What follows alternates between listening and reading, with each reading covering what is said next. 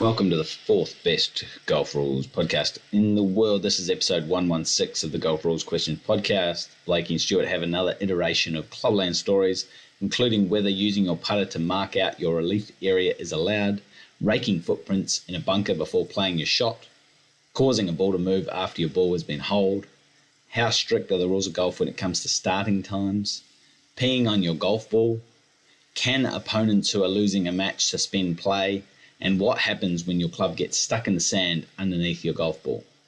We hope you enjoy this episode of the GolfRules Questions Podcast. But just before we get into that episode, I want to encourage you that if you like these podcasts, please share it with a friend or two. Send them a link and get them listening. As well as the podcast, Stuart and Blakey also produce the Drop Zone, which is a weekly rules newsletter that gives you some helpful hints, a few rules questions, and there is usually a funny video to keep you entertained and educated. So send us your email address if you have yet to sign up, and when you receive the newsletter, make sure to forward that on to your captain or manager at your club. They are free to distribute it to all of their club members. We also have merchandise that you can purchase so that you are representing the best Golf Rules podcast in the world. Grab a t-shirt, a hat, or even a hoodie featuring the Rules Roo or the Wombat Caddie. And now, whether you're in your car or going for a walk or just taking a break after mowing your lawn, enjoy this episode of the Golf Rules Questions Podcast. Oh, you see referee David Blake there. He's obviously talking to one of the rules officials up by the green. Hey everyone, it's Blakey here, back again for Golf Rules Questions Podcast, episode 116, and I'm joined by my co-host, Stuart McPhee. Hey Blakey. How are you? I'm great. How are you? Yeah, pretty good. You always get I can feel some kind of nervousness when you don't know whether I'm going to say Stuart or podcast. I'm not familiar with that second name, but no, I do get a little bit apprehensive. I thought so. But I know you love both of them. So we had a ton of clubland stories for May, and now I've got a ton more have come in just in the last week for June. So we're going to go through those ones. But first, the GRQ OTW 115, which Ruin tells me was quite difficult. I saw that comment. He said we're tightening the screws or we're getting tougher or something. Aren't we? Yeah, well, I mean, as it happens, people will listen and have a guess, whatever, but Ruin's the only one who puts his balls on the line and actually puts a comment on YouTube. So we appreciate him tuning in. And we know you do get other answers from other people, but that's all privately to you. So no one else sees that, whereas he's the one that goes out in public and says, here's my answer. Yeah, not often, but great. Yeah, that's right. I do get every now and again, but not as consistently as he is doing it every episode. Well, I hope he enjoys this week's GRQ OTW, but until we get to that point, last week's GRQ OTW, Blakey and Stuart are playing a match at Wombat Hills. Blakey has holed out for 5. Stuart, who has a putt for a 5, asks Andy, the average golfer, who is Blakey's caddy, "Hey Andy, what did Blakey have?" By mistake, Andy, the average golfer, states that Blakey has holed out in 4 strokes. As he thinks he has lost the hole, Stuart picks up his ball marker to head to the next tee. Before Stuart leaves the green, Blakey calls out, "Hey, I didn't concede that putt." Stuart explains what Andy had said when Blakey corrects his caddy that he actually had a 5 and tells Stuart. Stuart isn't sure of the rules when the caddy states the hole score, so he requests a ruling. Blakey, who is now no longer playing this match, who's now a member of the committee, Blakey, what is that ruling?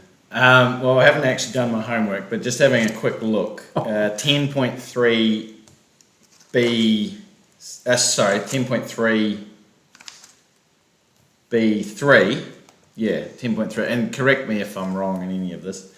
It says that caddies' actions that are not allowed, a caddie's not allowed to take these actions for the player, can see the next stroke, a hole or a match to the opponent or agree with the opponent. So what they've done is concede that next stroke, and that's not allowed.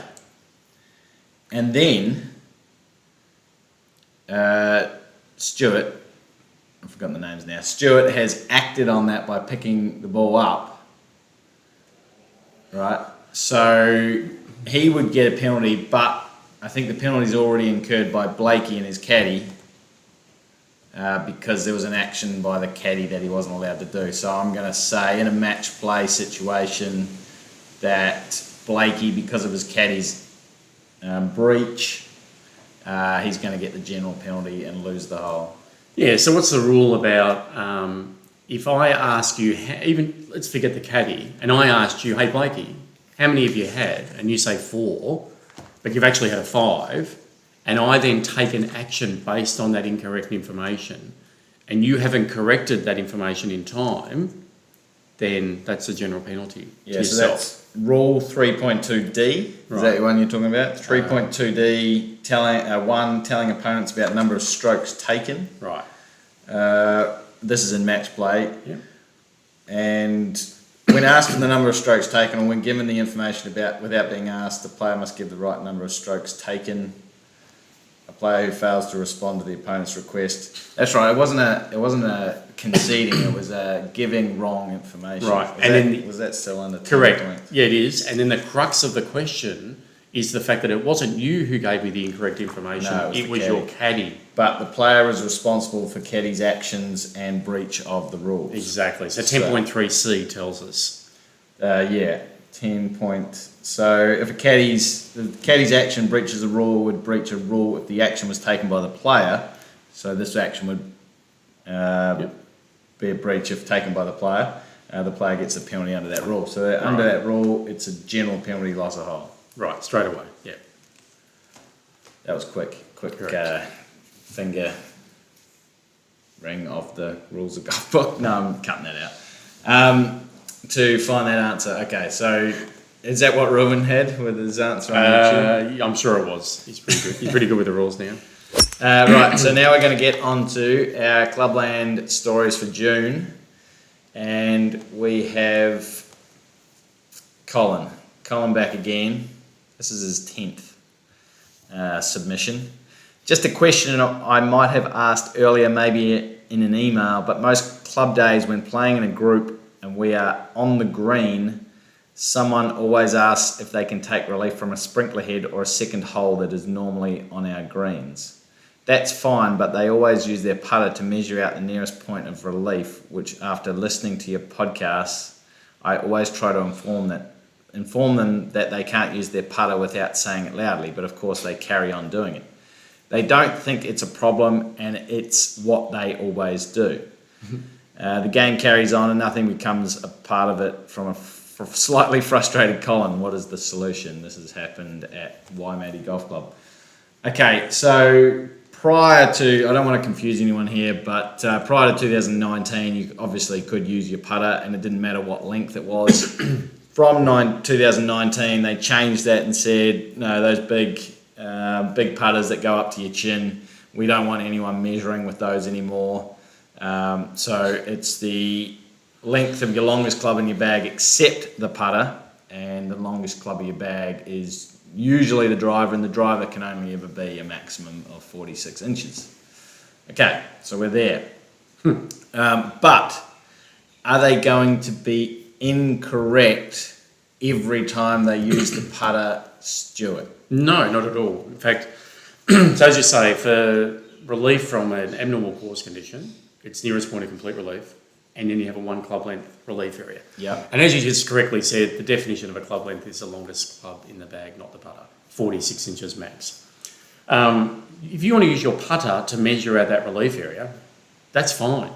But we know that the relief area is going to be a little bit bigger than that because the driver is longer, 35 inches maybe for a putter, 46 for a driver. Yeah, so there's a good extra 20 plus centimetres to change measurement there for the relief area. That's evil. That is. So you can use the putter, and if you're dropping within that putter, then you're well within the 1 club length, aren't you? Because you've got that buffer there. So I thought they were going to talk about using the putter to simulate the stroke to measure the nearest point of complete relief, because that is the correct procedure, isn't it? You actually have to work out what that stroke would be with the club that you're going to use. Correct, if that abnormal course condition wasn't there to measure that, to identify the nearest point of complete relief. That clearly wasn't the question. It was, Can we measure the relief area using a putter? Yeah, So you can use whatever you want, just as long as it's not bigger than the one club length. The only issue, like some of the issues that could happen if you don't use the longest club in the bag, is if you use a shorter club and then the ball hits within the relief area and rolls outside the shorter club, but it would actually still be within the longer club. There's the potential that you're picking up a ball in play that was dropped correctly, and now you're re-dropping it when you should have played from where the ball had actually come to rest. So there's a potential issue there. The only other thing, I might have read the question a bit quick, but he said when we are on the green, someone always asks if they can take relief from a sprinkler head or a second hole that is normally on the green. If you're actually on the green, if your ball's on the green, there is no relief area. No, you just move it. It's just the nearest point of complete relief. Yeah. There's no using a driver or a putter or any club. It's just the nearest, and that could be off the green, and you always place the ball. So just, Colin, if your ball is on the green, you're not even having a relief area. It's just a relief point almost. Whereas if you're off the green, it's as you said, use your longest club in your bag except the putter. But if you do use the putter, which is fine, just be wary in case the ball rolls outside that putter, or even dropped outside the putter mistakenly, then rolls back in.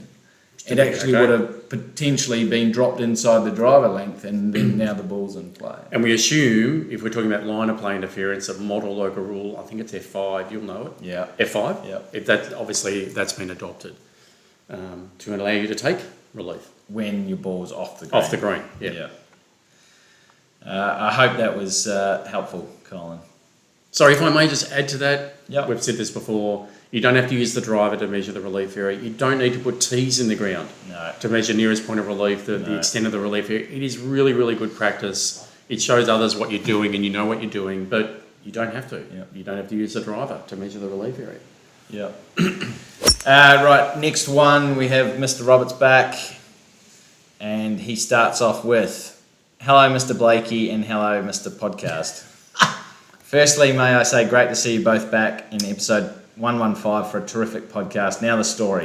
Anthony, Mick and John playing the 18th hole at Hilltop. Anthony hits his ball into bunker left side of the green. When he gets to the bunker, his ball is about 4 metres from the rake. How many is that in inches?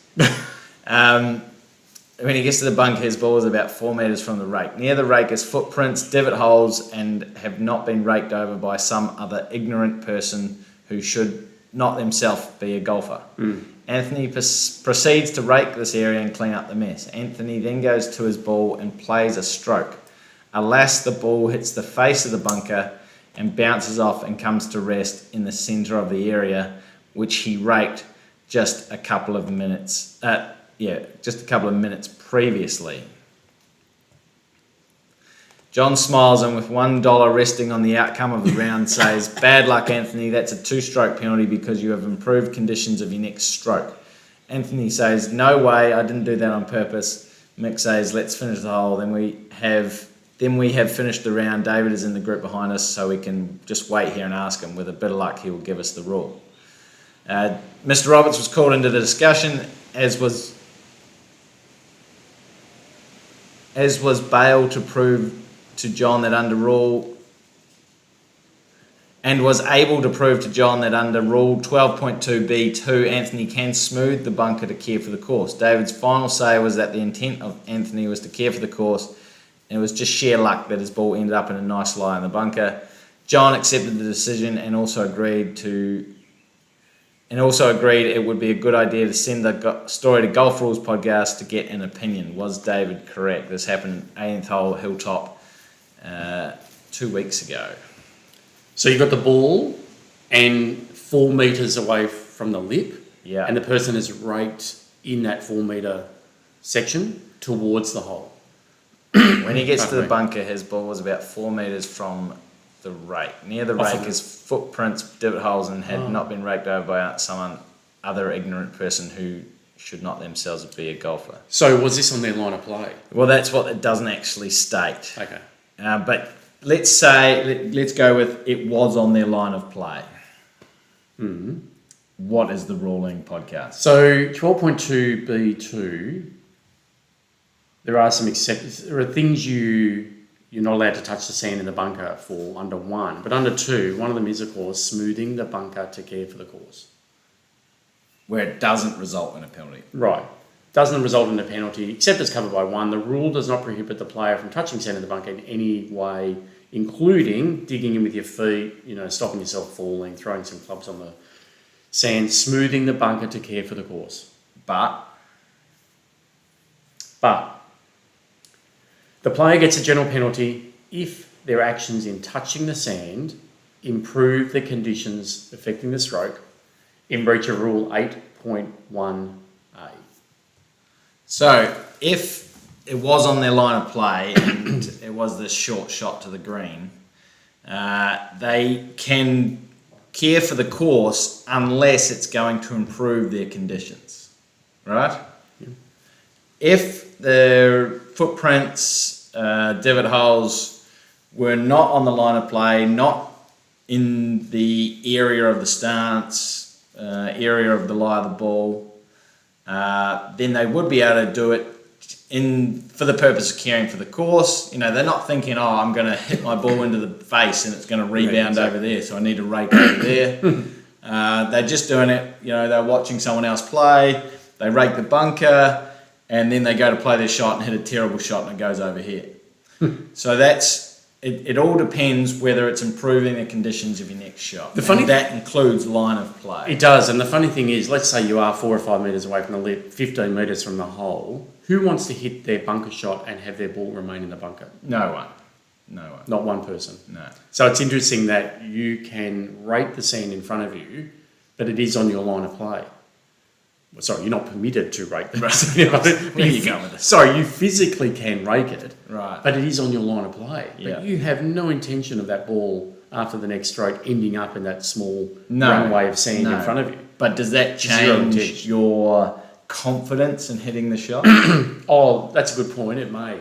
The fact that it's now. And if that does, then that's the improving of the condition. Well, that's never thought about that. I mean, we still don't want to end up in the sand. No, I mean, you don't want to end up in the sand anywhere. What you're saying is if I hit this, at least I've prepared a nice area for it to hit the lip and roll back down to. Yeah. Correct.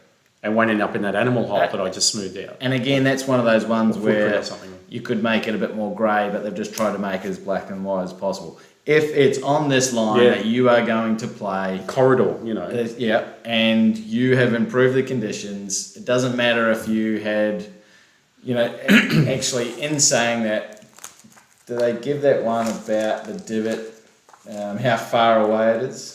Or is that in 8.1? Sorry, I just had a question yesterday when I was playing about someone was hitting from the back of the bunker, hit the lip and roll back, and they now raked from where their ball was to now where their ball is. And the question was, hang on, your ball's still in the bunker. You can't rake the bunker. But of course, it wasn't on his line of play because he advanced the ball further into the bunker. So he was raking towards that. Caring for the course. And then that allows him to rake the bunker this way, walk out that way, drop the rake over there and carry on for a little bit of... So the question was, but his ball's still in the bunker. He can't rake it. That's the one they changed. That's the one they removed. There is one in here, a clarification in here about... Where are we? 8.1? When it might not actually mean much. 8.1A1, the first one, examples of actions that are likely to create potential advantage. And you'll see this first dot point, a player's ball lies in a greenside bunker and the player smooths footprints in front of the ball on their line of play before playing a short shot intended to be played over the smooth area. So that's likely to create potential advantage, hence it's going to be a penalty. But you'll see 8.1A/2, the second dot point, a player's ball lies in the middle of a long, shallow-faced fairway bunker and the player smooths footprints several yards in front of the ball and on their line of play before playing a long shot over the smooth area. This is an example of like a fairway bunker. So the fairway bunker, you've got 150 metres, you're trying to advance at 150 metres. It's unlikely to create a potential advantage. Yeah. Like there is no advantage just chopping your ball to there. No. But thinking about, and you know, it really depends on where you play. If you've got one of those greenside pot bunkers where the faces are really steep, it might actually be an advantage for you to chop it out from here to here, and and that's on your line of play, and you've raked it because someone forgot to rake it, and then hit it out onto the green because you're in that greenside pot. Especially when the pin's only 3 metres wide. Yeah, There's a possibility the absolutely. ball's coming back towards you. Absolutely. So 12.2, Mr. Roberts, you just got to check whether that was actually going to improve his conditions, and the conditions on his line of play, stance, lie ball, and I mean, we say swing, but swing in a bunker, you're not allowed to touch anyway. But there's not going to be trees in a bunker.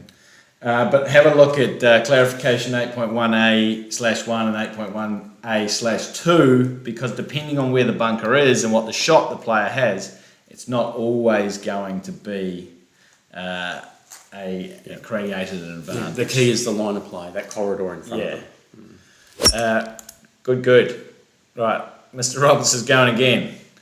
A group of 4 players on a green, 2 have marked their balls. Jeff has left his ball on the green as nowhere near the line of Lee, who is about to putt.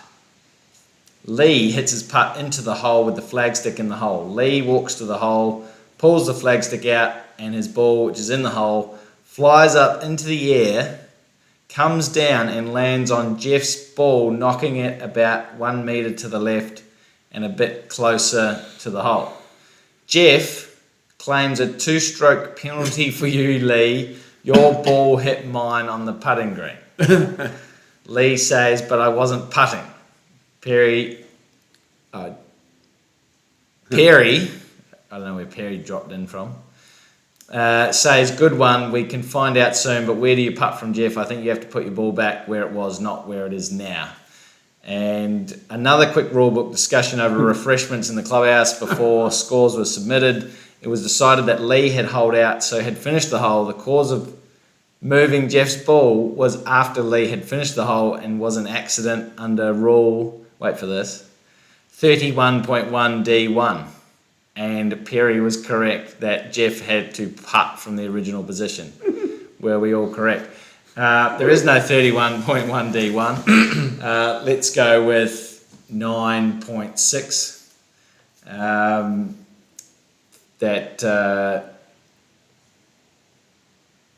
Jeff left his ball on the green. So Jeff was correct. Lee's ball did hit his on the punting. So Lee's correct.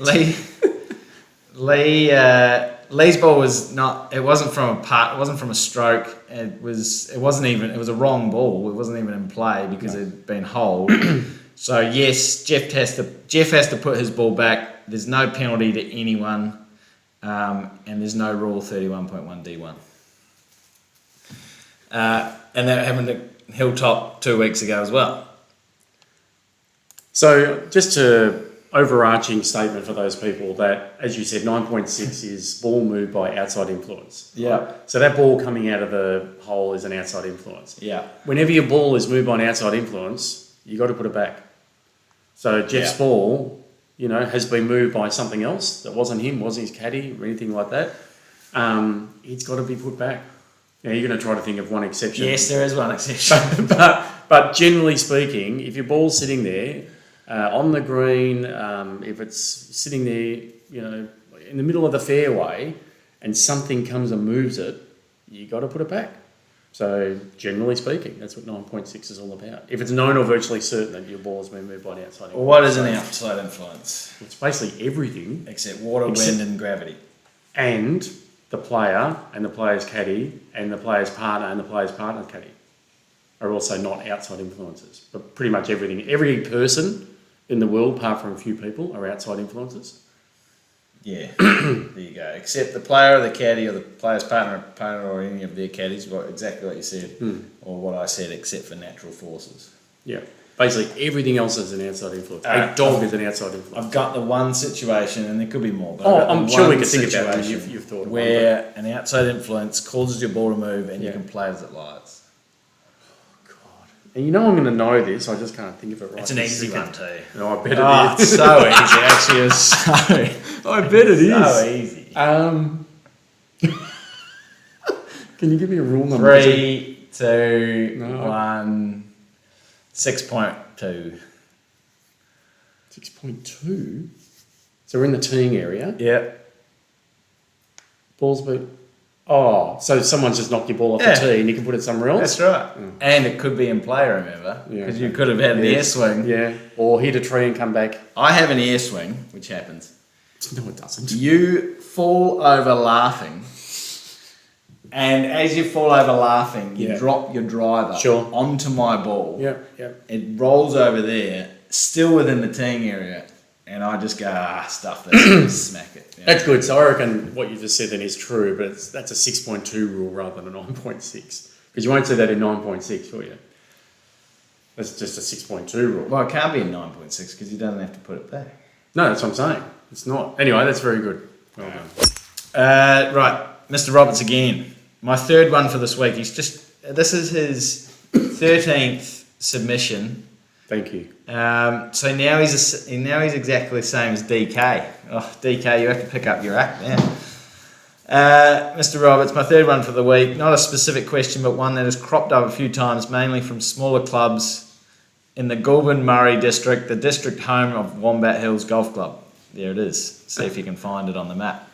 Would you mind a quick chat about Rule 5.3 start time? 5.3 seems to be written like a few other rules for large clubs with timesheets and or controlled start times. Some small clubs have competition start times that can be expressed as, for example, arrive between 11:30 and 12 noon and you'll be able to head off. Or if you get here by 12:30, you should be okay, or give us a call if you'll be later. Or if you think you'll be after 1 p.m, ring Joe and he will wait for you. Or we are going to head off at 12:15, but we are all here ready to go and it's only 12. Not one in front, we may as well start. No one in front, we may as well start. Or another one, as a more specific example, a group of 4 on a timesheet head off at 2:30 in 9-hole event. No committee person in attendance because fairly much a self-operating comp. There are quite a few self-operating comps at small clubs, no pro shops, no officials on duty. Jeff calls, I'm running late, can you wait for me? Yep, no worries, no other groups are held up. Jeff arrives at 2:45 and the group head off and enjoy the comp. And then he goes on to add, Rule 5.3a has an exception 3 that committee can decide that no penalty if exceptional circumstances has prevented a player from starting on time. The above examples are not exceptional circumstances. I can't find a model local rule about variation of start times.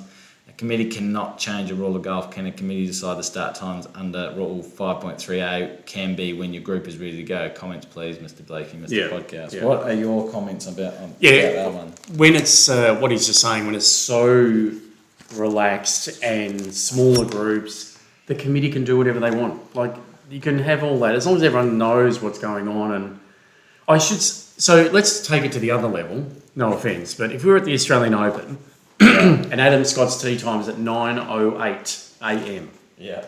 And he is not there ready to play at 9:08 a.m. 5.3 kicks in. Yeah. And he's got another 5 minutes to get there, otherwise he's disqualified. Yep. And 5.3 says that when he wasn't there at 9:08, he gets a general penalty for that first hole. But he's got another 5 minutes. Unless, exception 3, he saves someone's life getting there, perform CPR on someone. Yeah.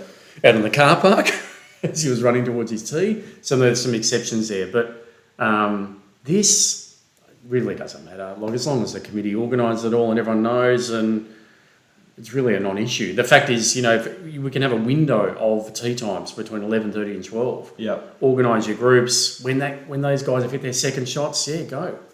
Don't worry about waiting till 11:47, Yeah, I totally agree. Having been a member at a small club, actually more around Geelong, at Birregurra, this is exactly what it was like. It's, the guy that I used to play with, he was always late. So, and one group would go off 1, another group would go off 3 or 4, another group would go off 7, and then another group might go off 1 after that first group, that type of thing. And it was always, arrive between 11:30 and 12, or we're heading off at 12:30 or whatever. There's some of these guys are farmers and they're doing farm work in the morning. It really comes down to exactly what you said. As long as the committee don't specify a time and just say, oh yeah, this is what it is. I mean, if it comes to sort of, oh, well, that sounds like you're just being quite grey or subjective with the rule. Well, it's actually to not enhance the enjoyment. It's actually sort of to be accommodating, a bit more practical, and practical for the actual competitors. If Adam Scott turned up 15 minutes late, he's actually disadvantaged, or just sort of made a mockery of the sort of competition. Whereas this competition with 5 guys or 8 people or 12 or whatever, there's no one's been disadvantaged. No one's been sort of put out too much. I mean, if someone does say, oh, I need to play at 12, and then and someone turns up late, then they might have a bit of a case, and then go to the committee and say, oh, this guy keeps turning up late, I need to play on this, I need to finish by this time. And then it's a case of, oh, we'll play on a 2 and a 3. I mean, if there's some situations in country clubs where there's only 2 people. There's only 2 people. Like that guy has to wait for the other guy, or that guy has to hurry up and be faster. I mean, when it really, it really comes down to the club, the committee, the club, what they decide. I mean, if one of these clubs was really like, you have to all tee off by 12, and then there was a guy that was constantly late and constantly getting disqualified, I think that guy's going to leave. And if he leaves and goes to a club that's more accommodating for him, that probably works out for everyone. But if there's not one within 150 kilometres, that might be quite difficult to. It might be stern words said at the pub. I think So I think, Mr. Roberts, what you're sort of alluding to there is, if it's really annoying a group of people, they can work it out for themselves to tee off earlier or whatever. But you speak to the committee, and the committee, if they are really harsh and they're really just, this is black and white, you need to be here at a certain time, let's see how long the club lasts, kind of thing. And if it doesn't, maybe they'll have to be a little bit more flexible in the way they work things out. But certainly at clubs where there is a big timesheet, there's a lot of people, there's 80 people, there's 200 people, it's very difficult for the golf shop staff to try and move people around when people are late. Yeah, you can't be that relaxed. Yeah, and that's sort of what it comes down to. If you've got 5 people or 8 people or 6 people to look after, it's a lot easier. And you've got 3 or 4 tees to tee off. Yeah. It's a lot easier than looking after 200 people. Yeah. So I think a lot of flexibility when it comes to that one for those situations at those specific clubs. Good one. All right, we've got Bob. Bob has asked a question. I had removed the provision for preferred lies from the temp local rules. I was asked, can I pee on my ball to remove the mud? I suggested that it... I couldn't keep a straight face. I suggested that it moved it and it had to be replaced, and maybe rubber gloves would be appropriate. I mean, I think this is just someone being a smart ass to the club captain. If you drop water from your water bottle to try and remove the mud, and you cause it to move, that is not natural force. That is you. It's a result. The cause of the movement is as a result of you doing something. So it would be a one-shot penalty, and you'd have to replace it. Can you drop water on your ball to remove the mud? Well, as long as the mud is not adhering to the ball, solidly adhering to the ball, then it is a loose impediment, and that could be a way for you to, get rid of the mud.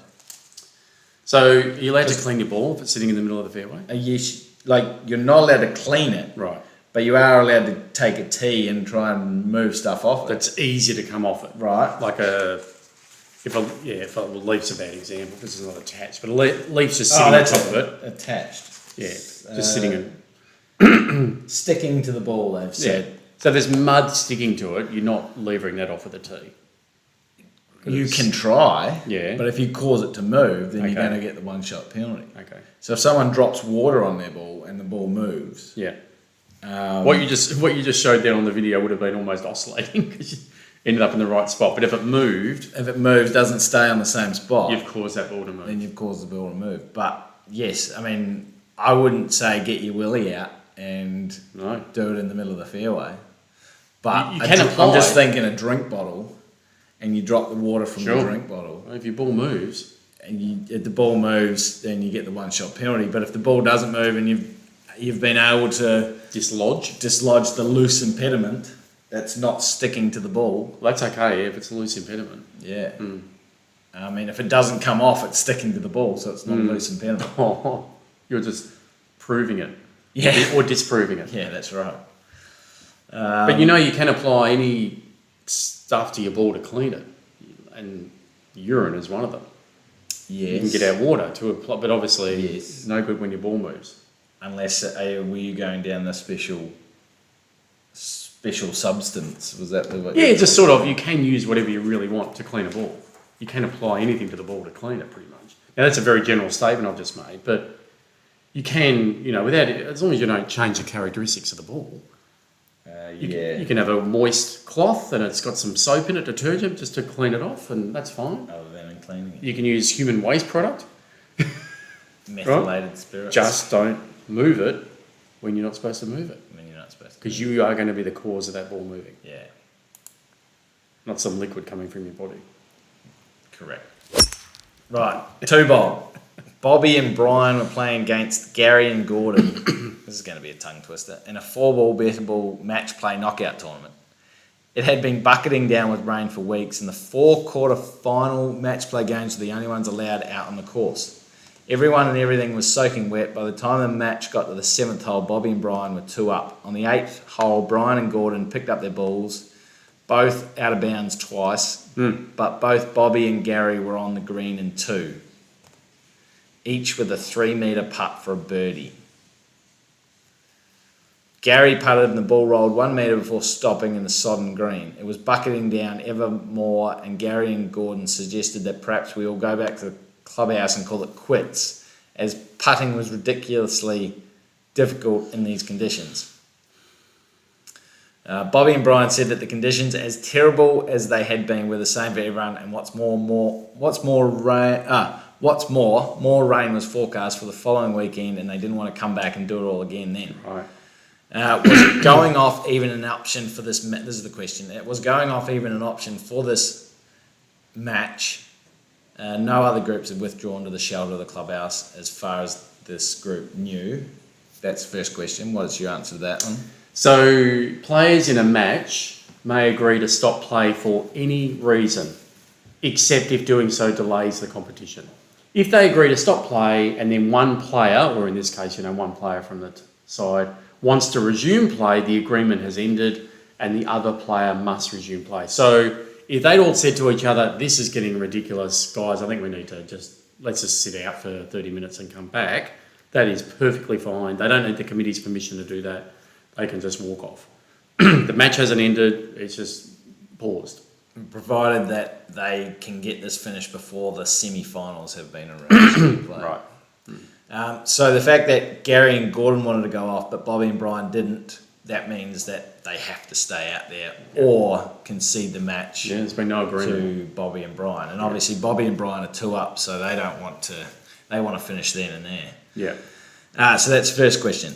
Second question: when would it be an option to end the game as it was for that day? And if this was permissible, would they restart the whole round with the scores even, or would they continue from the last completed hole with Bobby and Brian 2 up? That's easy. You can answer that one. So when would it be an option to end the game as it was for that day? Now, given the amount, if I may just interject, given the amount of rain that's now on the greens, there is an argument where one of the players could get on the phone to the pro shop and say, as a committee, is there any chance you may be suspending play shortly and closing the course? True. And then they're forced off. That's true. That would be like a normal suspension. Right. Or if there was lightning and immediate Yeah. suspension. Yeah. So when would it be an option to end the game as it was for that day? Well, again, the committee could do it, or the group could agree. Obviously, when it gets too dark, and then they all agree, unless Bobby and Brian are just going to keep going, but that would be a bit silly. So the committee could really interject then and say, no, you can't play in the dark to try and win. You can come off. If this was permissible, if they restart, no, the scores would just still be as it was for Bobby and Brian 2 up. You wouldn't scrap the game that's already been played in that situation. Okay, so you wouldn't just go, clean sheet. I mean, that would be horrible. If I was Bobby and Brian that were 2 up, that would be horrible. If, I don't know, we're coming back tomorrow. If you said that to them, they would say, no, we are not leaving. We are playing until midnight to get this thing finished. And that happened at Dingo Dunes. I don't think that's a real club. Thank you for that too, Bob. And I was going to say, so if the 2 Gs said, this is getting ridiculous, let's go off, and the other 2 said no, and the committee hadn't suspended play, the 2 Gs have an issue. yeah, Because they need to keep playing. they need to keep playing. Or they got no other choice, or, okay, guys, Concede. your match. Which Yeah. they probably should have. Okay, Rowan. Mr. Carlsland Senior, that must be his dad, is playing in a club tournament stroke play, Stableford. On the par 3 14th hole, West Finnan Golf Club, Mr. Carlsland Senior sends his tee shot into a greenside bunker and the ball makes a fried egg in the sand of the bunker face. Not entirely sure what to do with it, he decides to try and blast it out with a wedge. He swings his wedge towards the sand, right underneath his ball, but the ball doesn't move. His wedge is now sitting in the bunker face, supporting the sand that holds his ball in its position. Unsure what he is supposed to do and afraid he'll get a penalty if he removes the club, and hence causing the ball to move, but remembering that a double hit no longer gives a penalty, he continues his stroke after the ball and the wedge have been at rest for at least several seconds by scraping the ball with the wedge out of the bunker and onto the green. He holds out in 2 more strokes and marks a 4, but brings the situation before the committee. Good idea. As Mr. Carlsland always attempts to follow the rules, he naturally told about the situation to the committee before he handed in his scorecard. They decided that he had done nothing wrong and the 4 on the hole stood. As his scrape was to be considered an accidental double hit. His score was accepted and he did not score enough to receive a prize. Weeks later, he came to me telling me about the situation, still wondering if the correct ruling was made. I told him no. Correct, Rowan. This happened at West Finnan Golf Club, Denmark, last year. So, how would you rule that podcast? So it'd be interesting to see. So we know... So he's in the bunker for 1 and he's made a shot. So he's on 2 and his club has come to rest under the ball. Where ball. he fears if he moves his club out, the sand is going to fall away and his ball's going to move. So I've never come across that ever, never seen that. So let's just address the continuation of that second stroke. Okay. There's no way that's a continuation of the second stroke. Okay. The fact that he's had a stroke, the club has stopped you can't tell me then a few seconds later continuing to move that club forward is the same stroke. Right. No way in the world. I agree. So we've attempted a third stroke. Now, you don't have to take the club back to make a stroke. You don't have to make a backswing. The stroke is simply the forward movement of the club. So let's say he's attempted to strike the ball again. The issue would be then, for those witnesses, did he scrape the ball out? Or scoop. Yeah, scoop it out. Scoop's a good word. So was there a single contact with the ball and that was it? Or was there a bit of a scooping? So I say scrape and scoop. A scooping motion, because we know that's an illegal stroke.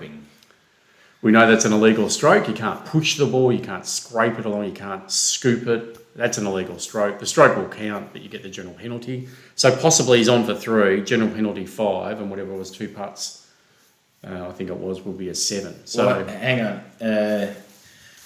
He's on for 5 because you're saying 1, 2, and then the scoop is after several seconds another shot. Yeah, it's definitely a third stroke. Yeah, I'd say we agree with that. Apply the general penalty for an illegal stroke under 10.1. Yeah, I'd say it should have been a 7 as well. Yeah, and then whatever many putts it was. All right. Right, GRQ. Thank you everyone for contributing. I mean, that was 7 new Clubland stories in a week. That was amazing. So thank you very much for contributing to Clubland Stories June. We've now got the GRQ OTW for 116. Now, you know the answer to this one because I threw this one at you during the week. Okay. So you have heard this one in a different form. Okay. Danny, the D-grade golfer, is playing a stroke round at Wombat Hills. Danny makes her 6th stroke from the putting green on the first hole, and the ball comes to rest only 5 centimetres or 2 inches from the hole. Thinking she is playing Stableford and not stroke, and frustrated that she's going to score 0 points on the first hole, she turns her putter upside down and knocks the ball into the hole using the grip end of the putter. Andy, the average golfer, reminds Danny that she's playing stroke and not Stableford. With Andy's excellent rules knowledge assisting her, and knowing she has not made a legal stroke, Danny retrieves her ball back from the hole and places it 5 centimetres from the hole and puts the ball in the hole correctly. She asks Andy to put an 8 for her hole score, 7 talent strokes and the 1 penalty stroke for causing her ball to move on the green. Before submitting her scorecard though, she asks you if 8 is correct, as she's not sure about the 1 penalty stroke. What is her hole score for the first hole? So she hit the ball 7 times. We don't say talent strokes anymore. Talent strokes is a stupid way to say it. So she hit the ball 7 times, or she made 7 strokes. She physically hit the ball 7 times. And then she reckons she only had 1 penalty stroke. And you're saying that Andy's excellent rules knowledge... Well, compared to Danny's, it's all relative. Andy's average rules knowledge. Andy talks very confidently about the rules around Danny, the D-grade golfer. So the question comes down to, is it a penalty stroke for, tapping it in with your actually deliberately causing... Oh, so the ball causing the ball to move because it's not a legal stroke. Exactly. Even though she actually had the intention to make a stroke. Well, yeah, but... She hit it with the grip of the putter. Exactly. So, yeah, correct. Yeah, so it's not a legal stroke, I don't think. Andy's going, well, you can't putt that way. So I think you need to fix that. Right. So she's taken the ball out of the hole, put it back again, and actually made a proper stroke with the head of the club. Just not sure about the penalty, if it's causing the ball to move so just not sure about the hole score. Okay, let us know what you think the actual score of Danny's is for the first hole at Wombat Hills. Right. Thank you everyone for listening in to episode 116. We love these Clubland stories, so keep getting them in, as many as possible, even if you have to make them up. I mean, no, we love the ones that actually happen out there. Have really happened. Happen out there in Clubland, especially ones like Ruin that just blew our mind. So thank you everyone, and we'll see you in episode 117. Make sure, if you haven't already signed up for the drop zone, make sure you send us your email. And if you know anyone that you think would benefit from having the drop zone sent to them, make sure you get their email to us as well. See you later.